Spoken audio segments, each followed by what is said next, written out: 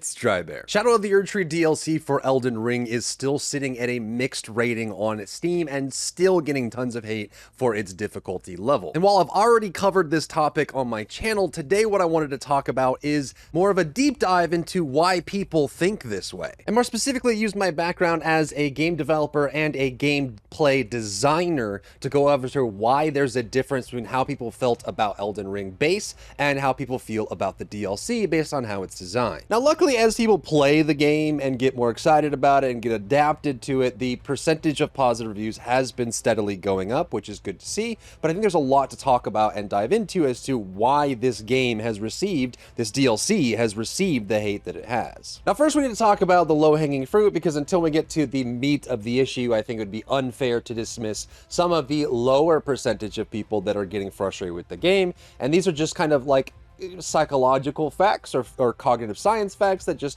kind of go into what people were expecting in the DLC versus the base game. And the first reason I think for a small percentage of the people that are playing is going to be just change. The DLC has a different design direction for the experience that you have going through it than you did in the base game, which means that if you're someone who played a lot of the base game of Elden Ring, many people did, billions of hours have been logged, over 25 million units of Elden Ring have been sold. So if you played the base game a bunch and then walked into the DLC thinking that the experience was going to be the same, you would be sorely mistaken, because the experience is not. It is designed differently and it asks different things of you based on the gameplay that's right in front of you. And part of that is by design. They don't want the DLC to be just more of the same. I think especially since they know they're not going to be doing a second or third DLC. Elden Ring is only getting one DLC ever, and that is it. They didn't want to just have more of the same. They wanted it to feel different and fresh and new and have a different approach so that you can experience Elden Ring in different ways. And if you wanted to go back and experience the core Elden Ring experience, you still can New Game Plus or make a new save and play through that as well. And you can contrast the two together so you have a wider array of things to encounter when you're playing Elden Ring. And I think that is definitely a non-zero percentage of why people are frustrated, is they just had different expectations than what they got. Now, there's also some other low-hanging fruit, like just terrible designs in some areas, some experiences that just didn't really get reviewed enough, or things that didn't work quite the way they probably were intended. And I'll cover those in a full review of the DLC, which is coming soon. But today, let's talk about the gameplay design that may be different from the core game and why it's causing a lot of frustration for people. Now, at base, Elden Ring is more of a Dark Souls kind of game. And, you know, since Demon Souls came out, Dark Souls was a hit, all that kind of thing.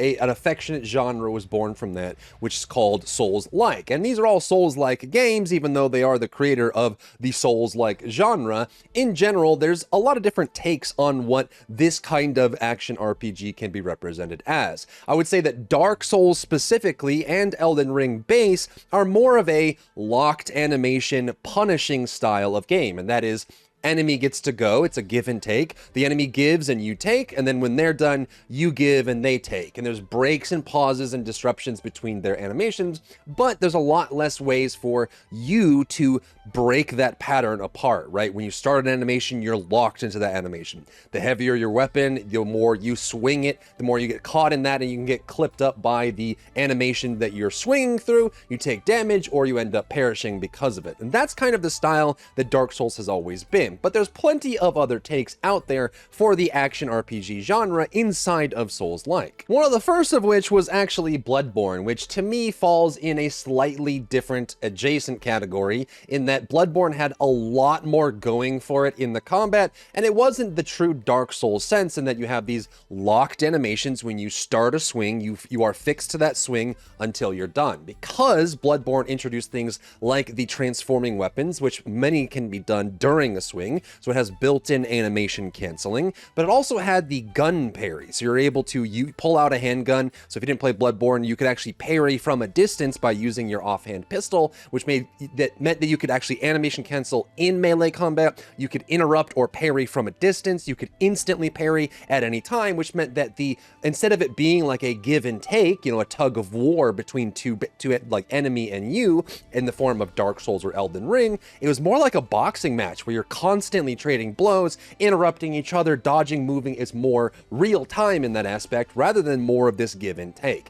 Bloodborne definitely popularized this quite a bit, and we've seen a lot of games that are like this as well. Another title, Lies of P, in recent times is very Bloodborne inspired, and there's a lot of really cool mechanics in Lies of P that lend itself to this idea. You have the idea of perfect guarding, which means that if you block at the exact moment that a source of damage hits you, you will negate all of the damage and you will be able to avoid it and then return a counterattack. There's even a destruction mechanic in Lies of P where if you block at the exact right time, you can destroy the enemy's weapon, weakening their offensive capabilities. But again, you're able to animation cancel, you're able to use blocking mechanics, offhand mechanics, and you can do instant disruption through perfect guard, perfect block, and through parry. And what is probably the most accurate representation of what's happening in the DLC is going to be a reference to another FromSoft title, Sekiro: Shadows Die Twice. So this gameplay is very fast comparatively to the old school Dark Souls 1, 2, and 3 and any of the DLCs inside of there. It is very much a boxing match where you can trade blows. At any point during the battle, Sekiro can bring up his katana and he can block, disrupt, perfect parry, block, anything inside of that. So that allows him to stay in front of an enemy and constantly, like, one blow, one blow, one blow, one blow. It's more of a boxing match where they're trading blows and hits, and you can constantly disrupt and get inside of that. So if an enemy has long attack chains, like 9, 10, 11 hits, you can parry, get in, hit, parry, right? You can stay there and stay on top of it. And on top of all that, there's no stamina meter that you're fighting with as well. You can block as much as you want. There's no major downside there. There is poise. You can get staggered if you're not careful, but you definitely want to just kind of stay in the fight and trade back and forth. That kind of combat is more visceral and more upfront and less punishing, I would say, in a general sense, than the other ones. Now, I would say that Sekiro is probably one of the harder FromSoft games, but what I'm talking about is the gameplay itself. Now, on top of this, there are special moves that the enemies can do that you can instantly disrupt. So they have what's called a Makiri counter. So if an enemy thrusts at you, you can kick their weapon to the ground and disrupt them. If they do a low sweep, you can jump over it, jump on top of their head, and disrupt them. So in all of these games, Bloodborne, Lies of P, Sekiro, every time an enemy does an action, you have the ability to stop them from doing that action in some way. You can disrupt them, knock them to the ground, stun them, flinch them, stagger them, interrupt them, parry them, deflect them. You have all these different ways to stop them from doing what they're doing. However, there aren't as many mechanics like that in Dark Souls or in base Elden Ring specifically. Again, you are focused more on being able to dodge at the right time, and there are windows being created for you to counterattack the enemy, right? If you're able to avoid certain things, get to a dead zone in a swing, maybe the boss swings from left to right, and there's a pocket under their right shoulder where no damage occurs. So if you can jump to that spot, you can avoid it, and then you get a chance to attack. Having those built-in downtimes is super important for these slower style games. And that's what the way that people expected the DLC to be, but it ended up being, for most of the enemies and most of the encounters in Shadow of the Erdtree, more like Sekiro, more like Lies of P, more like Bloodborne, in that the enemies are hyper-aggressive, they have long attack chains, and few moments of natural disruption. So in a game where, and we'll get to this, there are few ways to interrupt the enemy or stop them from what they're doing, it can feel extremely frustrating as to why you're constantly being hammered over and over and over, and if you stop for a second and a half to drink a flask, you get blasted in the face with a ranged attack, or you get jumped on by the enemy who was just doing a 10-hit string. A great example of this is the Fire Knights, which I call them Red Mages because that's what they look like. There is a specific variant of the Fire Knights, which is the kind of variant. He has one dagger in one hand and none in the other, so it's not the dual dagger ones. But this enemy doesn't really have any natural pauses in their movement. They will constantly be casting spells, constantly be doing things, and they have lots of triggers as well. If you get too close to them, they will do a melee AoE in front of them, they will jump back, they'll jump forward, they'll slice, they'll throw fireball, fireball.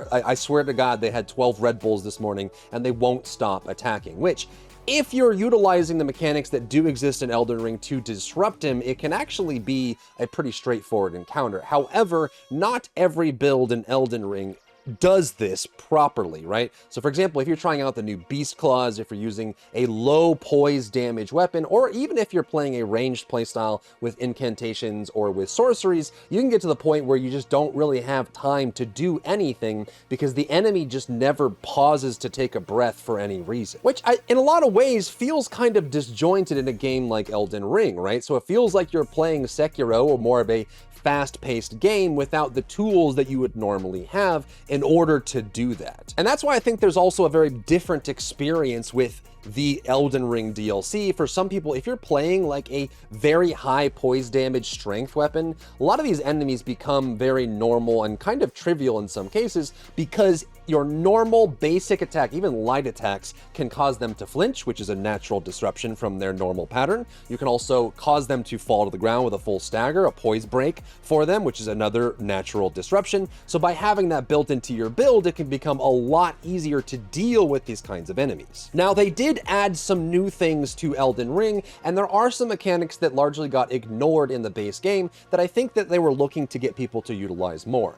Obviously, not many people ran major shields in the base game. Some people did, and they really liked running it, but shields are still very strong and still very useful. So some of that feedback comes from people that didn't want to adapt to using shields or blocking as part of their experience to kind of create that as well. On top of that, there are lots of summons in the game, either through spirit companions or through spirit ashes. It has been a big thing in the elitist Souls community to say that if you use a summon, you didn't actually beat the boss, but I think that the way the enemies and encounters are designed in Elden Ring DLC, it kind of asks you to use that summon because, again, if you need those natural disruptions to be able to buff yourself throughout the fight, many builds in Elden Ring actually require you to do something periodically throughout the fight, buff yourself, cast something, do something, be able to actually take a moment to take a breather, to drink a flask or drink a physic. You can create that by having a summon. A spirit ash or a companion can actually create that moment because the enemy will turn towards your summon for a brief moment, which gives you that breathing room to do the things that you do. So if you are playing the old unwritten rules of Elden Ring or Dark Souls, where you never summon because you're so cool and you're so strong and you're so skilled, you don't really get those moments of interacting with the enemy where you get a break and they get a break. So again, if you're running like Beast Claws or you're running like the reverse blades, or you're running like a bleed build or something, or you're running a caster build with no summons, the new DLC is going to be extremely punishing for those builds specifically because you don't have ways to cause the enemies to chill out for a second. Now in the new area, in the very first zone, if you take out the fire giant, there is a physic addition that you can add to your physic flask that actually gives you a perfect guard, which is more like Sekiro, more like Lies of P, where if you guard the second the damage comes in, you can create that perfect guard which negates damage. So you can basically play like Sekiro or play like Lies of P or Bloodborne by having that in your physic. And it lasts several minutes, so it's great for boss fights. So again, it is another tool for people that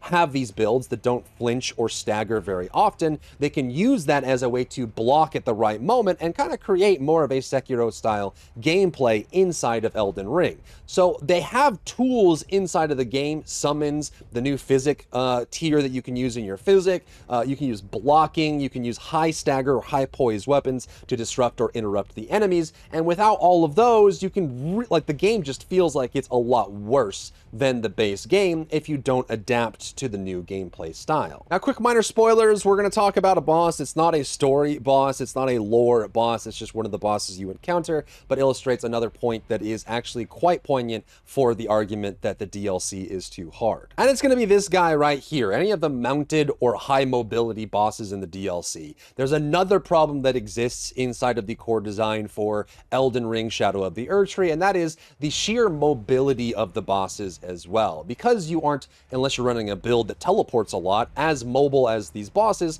some builds have a hard time actually landing successful hits on target. So you fight a boss where they jump at you, do an AoE, and then they jump back. Or they run at you, run past you, and then come back around. Or they run at you, swing, and then teleport away. So there's always these moments where they have a damage window and then they get out of your effective range, which means that you're unable to deal damage to them without running or teleporting or doing things like that. Which you add that to the constant attacks and high aggression of the enemies, the more Sekiro style gameplay with the high mobility of the boss, it creates a very frustrating experience where, depending on your build, you're unable to actually effectively engage in combat with the target. Now, there's one last thing I want to cover before we leave it. I want to leave some things for the overall DLC review when I end up doing that, but there's another thing that's worth talking about, at least briefly for this video, and that is a global scaling system.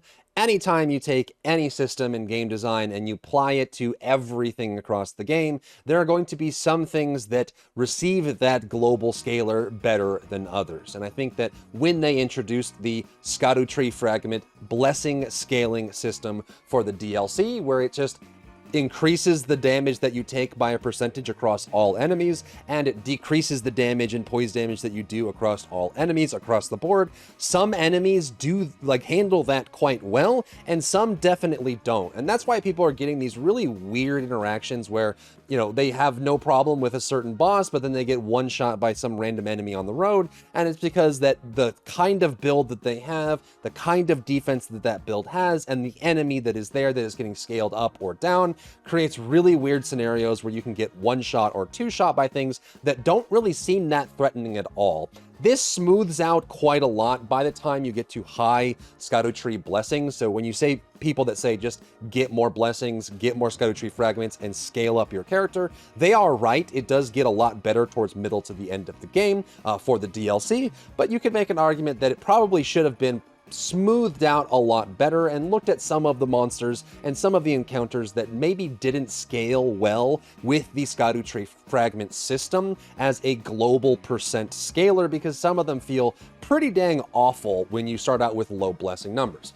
Some people are still going to do the SL, like soul level 1, you know, no Scadu blessing, naked with a buckler and a weapon kind of thing. And they're still going to kick butt at that. And that's something that's part of the experience for Elden Ring. But I think for people that, you know, they work most of the time, right? 40 to 80 hours a week, and they play Elden Ring occasionally for a recreational activity to relax, and they went into the DLC thinking they were going to have a great time, and they didn't. I think those people are warranted in saying that this was not what I wanted it to be, and it's actually more irritating than it is fun. So let me know what you think about the Elden Ring DLC down below. I'm almost done with it. I'm having a great time with it. I think it's awesome, but it definitely has its flaws, which we pointed out some of those today. If you found value in today's video, leave a like down below, leave a comment for the algorithm to help this video get seen by more people, and don't forget to check out my other channels for other content and other stuff and other things.